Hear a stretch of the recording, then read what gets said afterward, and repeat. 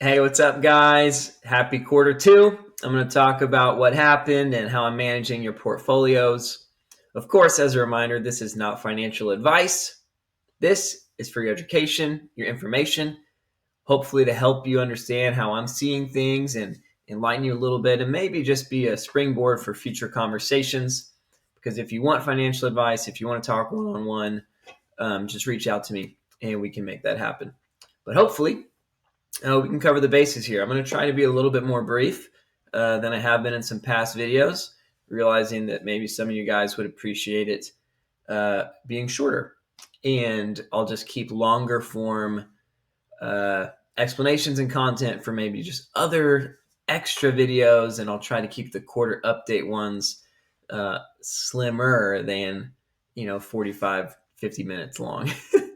So overall, every single one of your accounts is different, and also the timing of when you put in money, of course, is different. Your investor profiles are different, but the weighted average, if you were to just aggregate all my clients, 49.79% gain in quarter two alone, compared to the S&P 500 at a whopping 4.38%. So more than 1,000%, 10x what the overall market did.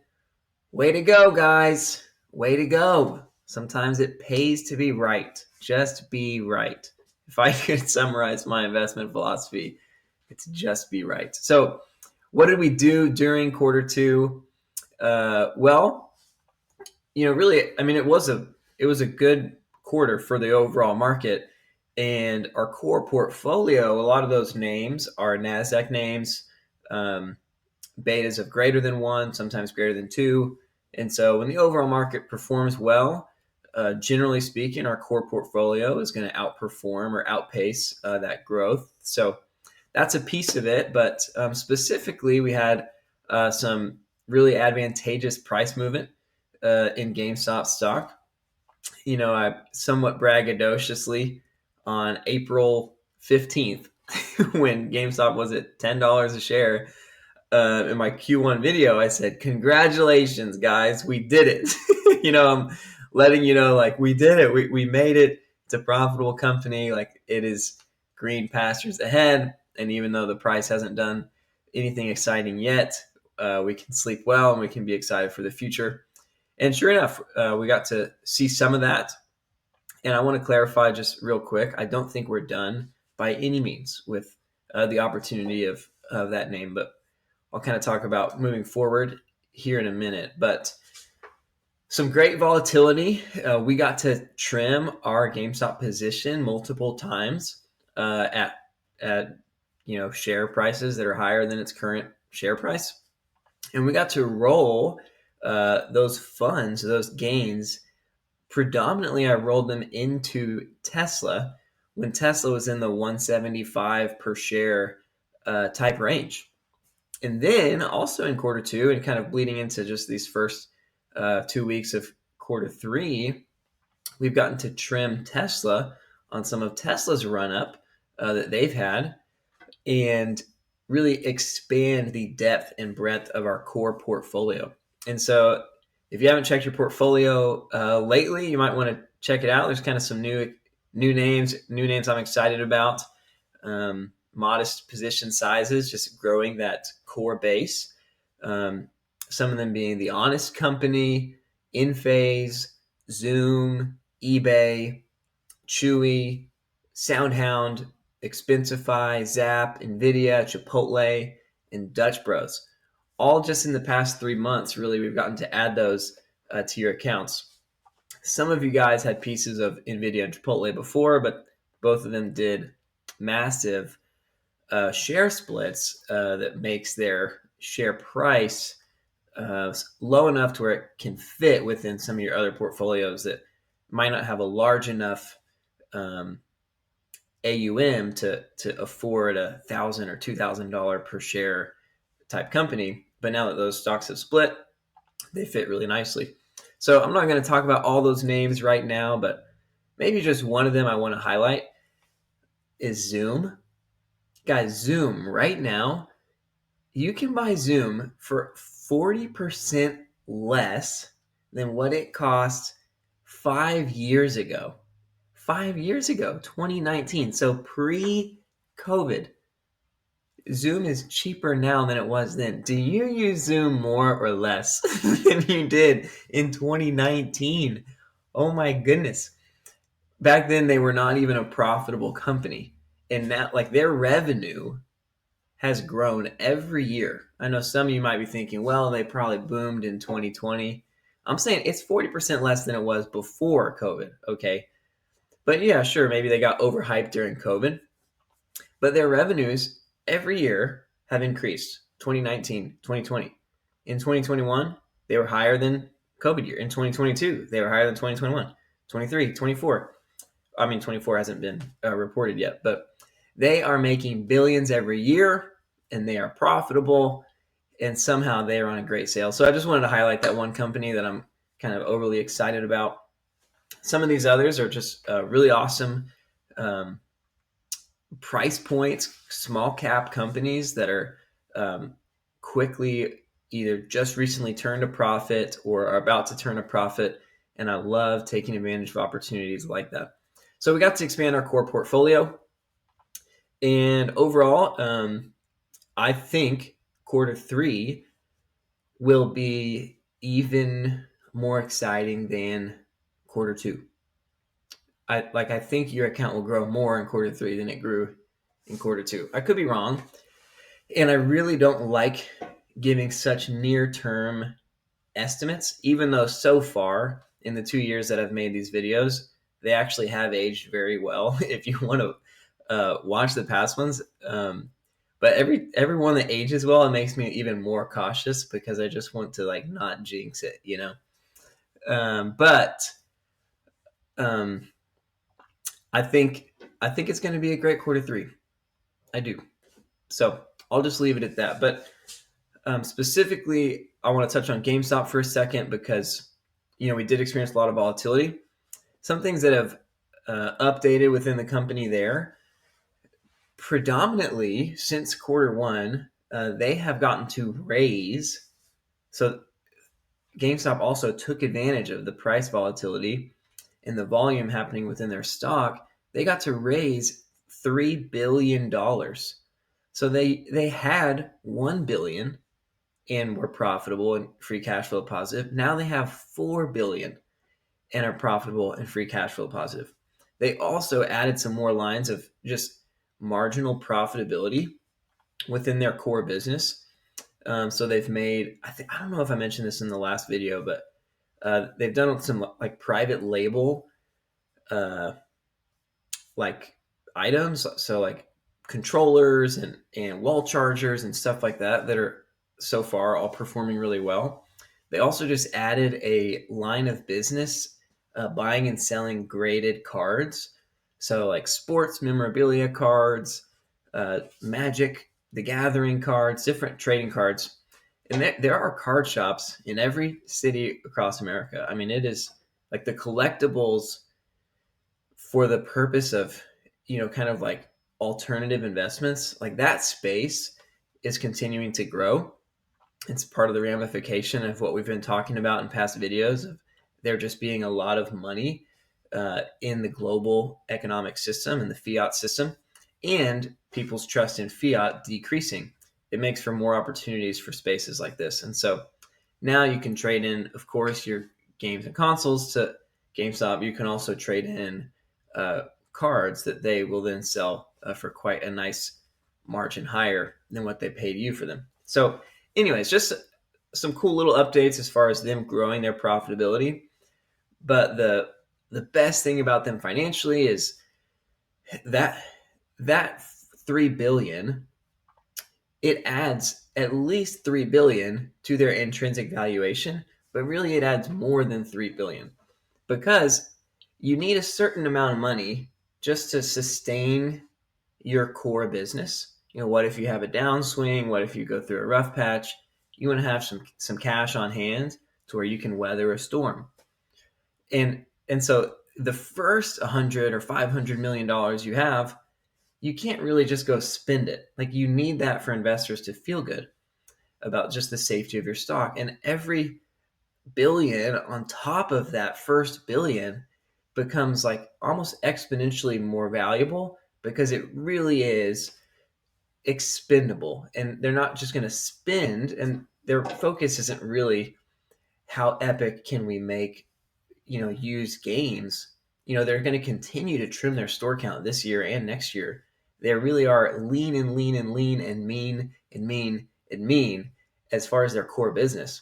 But they've communicated really frequently and consistently that they are looking for what's the right company or companies to purchase that can really take them into the next growth phase of their company. So they are super stable.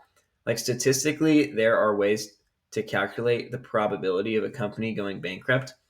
And GameStop at this point is like, it's like basically the safest company. Like it's more likely that Amazon goes bankrupt statistically based on the fundamentals of their business, their balance sheet, their P&Ls, than it is that GameStop goes bankrupt. So that is awesome, particularly because the last thing I want to mention here, kind of zooming back into just the whole portfolio, is I want you to remember that everyone is a genius in a bull market.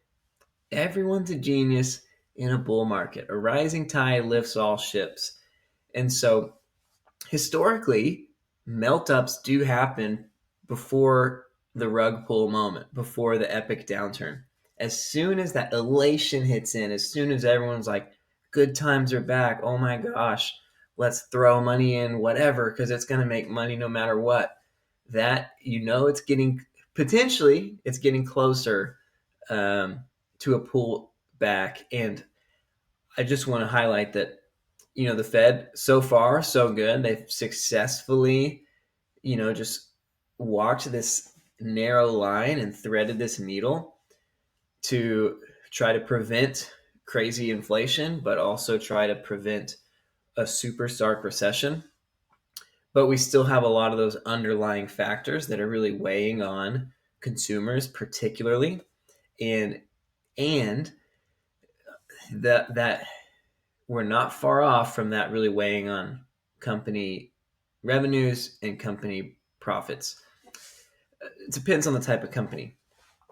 But I just want to say that just because you might be feeling like we're invincible. I actually do think our portfolio has some really great times ahead, but I'm not like, oh my gosh, this is the best time ever.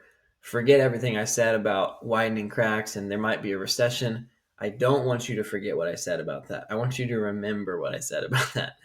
And in light of that, there's a couple things I'm doing. One is we bought some T-bills. We bought some gold. Not huge positions, but just kind of building that safety net within your portfolio, giving us funds that are ready to allocate should we see a big drop in valuation of some companies that, if a big recession happens and we have cash ready to deploy, that's going to be good for us. And the other thing is I'm still maintaining a high concentration in GameStop and Tesla for all the reasons I've mentioned in past videos, and a growing list of reasons.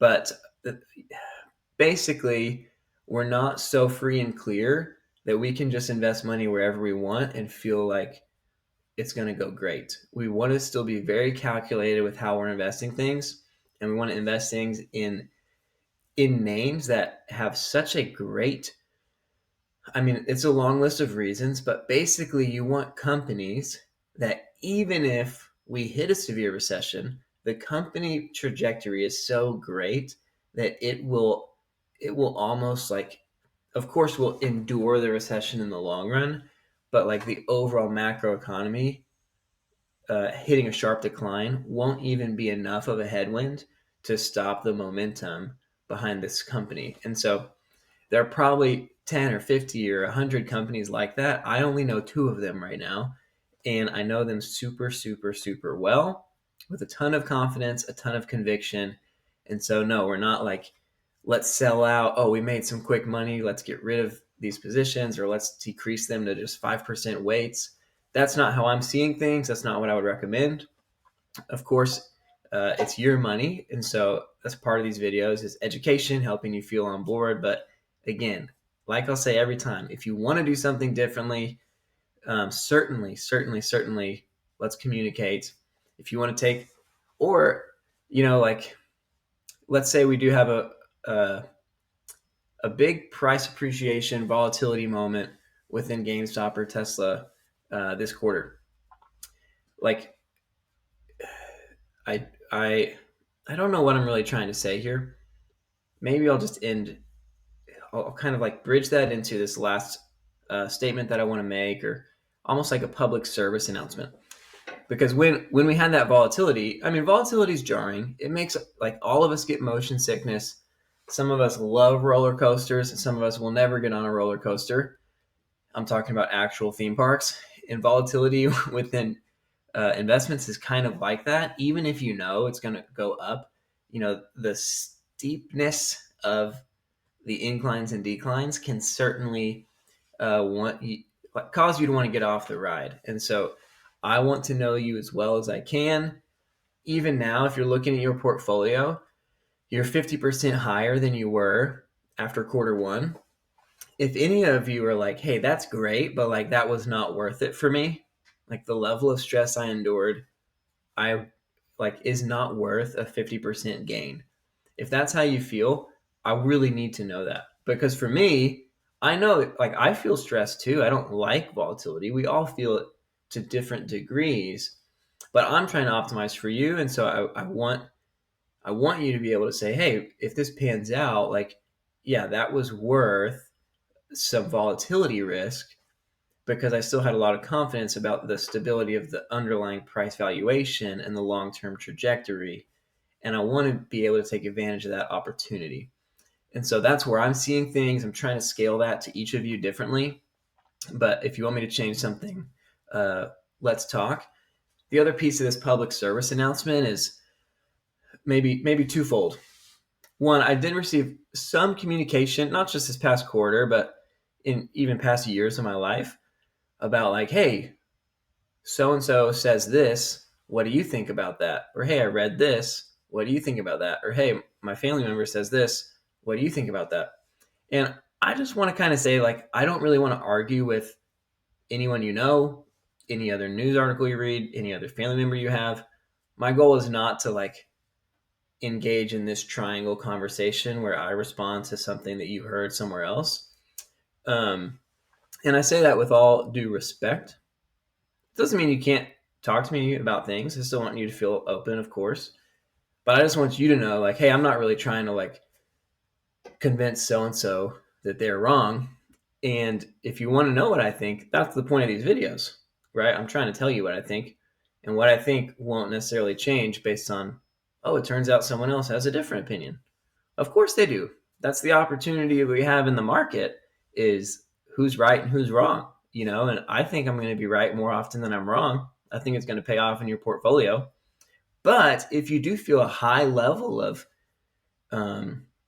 confliction internally, or maybe there's a lot of trust with this other name that you're hearing or this video you watched, and it's different than what I'm saying, and instead of like, how do we get these two voices to compromise? What I would recommend is have some of your assets where you do what this other voice is saying. If you want to have another advisor that manages a portion of your portfolio, you could totally do that. If you want to self-manage a portion, you could totally do that. And like, let's put a 5-year clock on it and let's just see like whose management is optimal, and that might not just be performance for you. There might be other metrics that you're thinking about as well. So I just wanted to clarify that. And the other thing I wanted to clarify is, my what my game plan is.